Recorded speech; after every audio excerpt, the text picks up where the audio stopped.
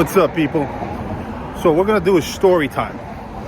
Imagine your life as a book, an awesome book that you are writing.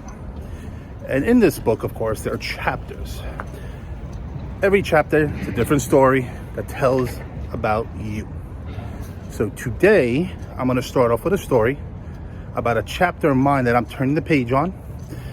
And it starts, ironically, in Brooklyn, just like I did. So enjoy the story, guys.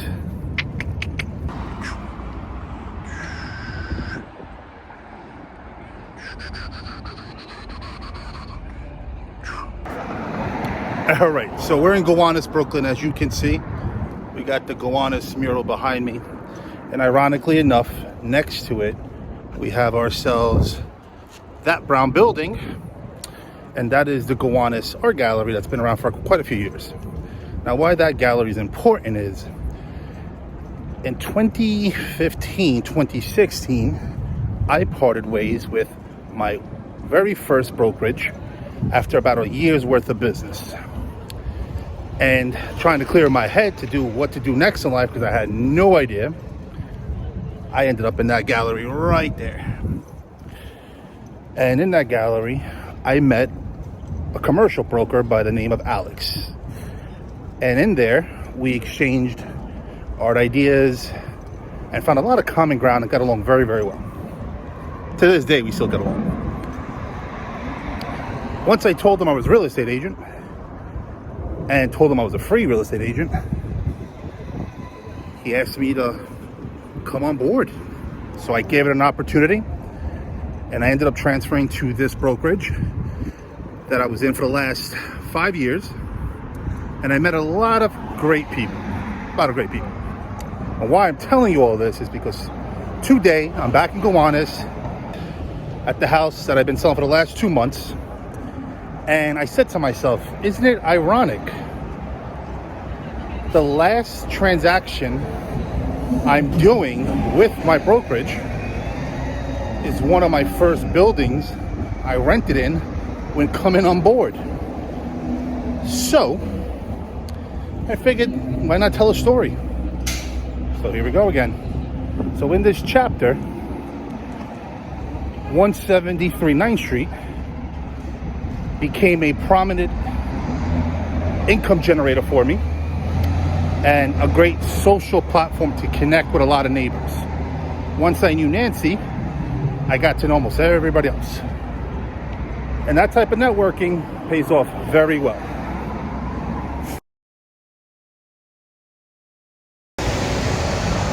All right, part two, fellas. Sorry about the beard. It's a little windy today. So the office I got recruited to was in Gowanus, and ironically, it's this wall right here. Here we are. There it is. Oh, there it is. And currently, it's a bodega. And during the pandemic, we closed this office. And for the brokerage, it was actually one of their first offices ever about 20 years ago. So when I came on board, I worked right in here. And one of the first phone calls I received was the owner of 173 9th. Now, as you can see, I'm on a corner, but right over there is the house. So it was important to really take advantage of knowing people in this neighborhood. And as an agent, that's all you want to do. And as an agent, that's all I did. But Nancy was an amazing human, rest her soul.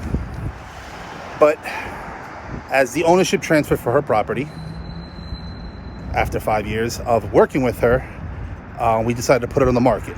And in my first video ever, I showed you a lot of the house. So why I'm telling you all this is because after 5 to 6 years with this brokerage, I decided a few weeks ago it was the best time for me to leave to further grow. And I obviously, people are like, where are you going? Where are you going? We'll get to that. But I just thought it was important to show you where little relationships create big possibilities for you. When I started real estate, I threw away a 6-figure career working for Victoria's Secrets. I knew my growth was over with. I left management that treated me like crap. And then when I went into real estate, that 1 year I did with the first brokerage, I actually got injured. I suffered a soccer injury for a corporate league.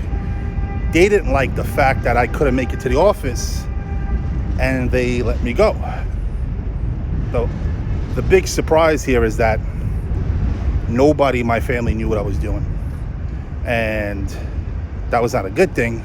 I never had financial support. So I was literally walking on eggshells with one leg. And coming into this brokerage, I was able to be me. I didn't have to be corporate America. And that's why I will always love them for that. But again, with growth comes expansion. With expansion comes possibilities. So now, when this transaction closes, this chapter closes. But stay tuned, because I got other chapters I'm writing, and hopefully you could tag along.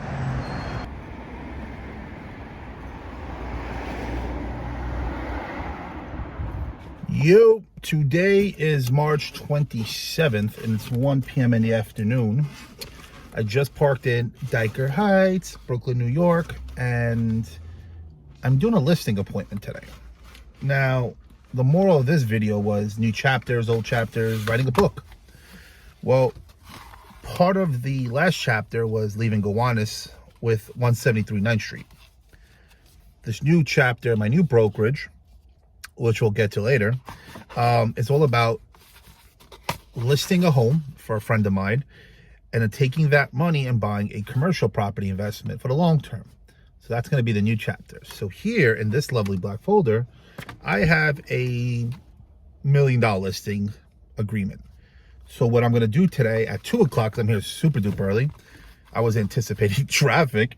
I'm going to view the bottom house. I've actually never been in the bottom house. I've only rented the top. But now that the house on the bottom is vacant because they've moved to Staten Island, I'm going to take a look at it, see when their minimal renovations will be available and done. And therefore we can kind of price it, because we have to price this house, get it ready for show. And that's where we're going right now. What's great is in the folder here, I have CMAs, comparative market analysis of the neighborhood. And what that is, it looks at a time frame from present to past. You can go back up to as far as a year, and you want to compare houses of the same dimensions as far as square footage, utilities that it offers, garage and so forth. Multifamily, for instance, this house is a multifamily. You want to get houses in the neighborhood within that zip code, within a parameter, that have either sold in the last year, that are currently in contract or about to be officially transferred to new ownership, or on the market. And you want to compare those three categories and say, okay, what did things on average actually sell for? Like, what were people buying it at? What's the trend? What's the average number? Things that are in contract, although they're in contract, we don't know the actual number they agreed on, because you could put something on the market for 1.5 million, and while it's in contract, it's still sitting at that price. But until the city and the state transfer over ownership, we won't know that solid number unless the agents want to disclose, which they won't. And then third is what's actively in the market. Who are our current competitors? What are they listed at? How do they look? How do they show? Whether they're with an agent or not, how are they presented online for the people the consumer to look at? And that's where I kind of kick in, because my friend owns this house, has no mortgage, and it's going to want top dollar. But the way the market is, which is still pretty good, we want it at a price that could sell fast, but they still get the best part of the pie. And of course, as a real estate agent, you'll hear this word thrown around a lot: fiduciary. I own the fiduciary to my sellers first and foremost, especially when you have a listing agreement. So how does that work? Okay, so here's a scenario I'm going to paint you. At 2 o'clock, I'm going to walk to the house, say hello to everybody, and my friends will kind of tell me, well, you know, we're going to work on this, we're working on that. They're going to try to sell me the things they're working on, so I get an idea of what still needs to be done. And that's normal. That's fine. And that's awesome. But what I'm going to do is just take the information I already know as far as the market, take the information I know about the apartment upstairs, because I've seen it, I've rented it twice in the last 4 years, and then add what I see in the current residence, the main residence, and try to put together a number. I already have a number in mind, regardless of the condition of the house, because I believe it will still be in better condition than what's currently on the market. And it'd be closer to what you call a key turn, which basically means I buy the house and I can just turn the key and move right in. That's kind of the logic behind that term. Their house is similar to that, where most houses on the market in this area right now need a couple of $100,000 worth of renovations.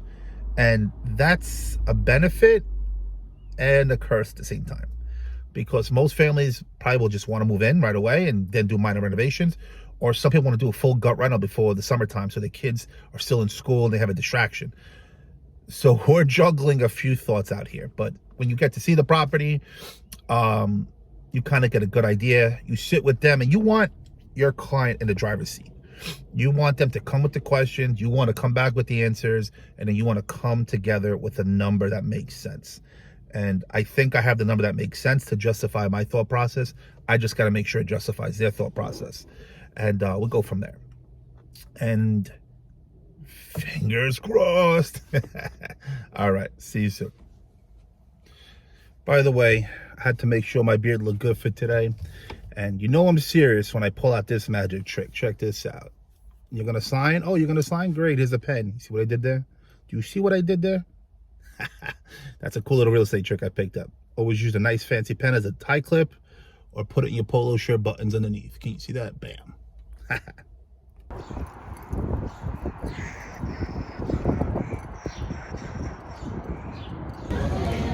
So fun fact, my clients wanted Starbucks, so I'm here again. I'm Starbucks. Look, I'm here. I'm here.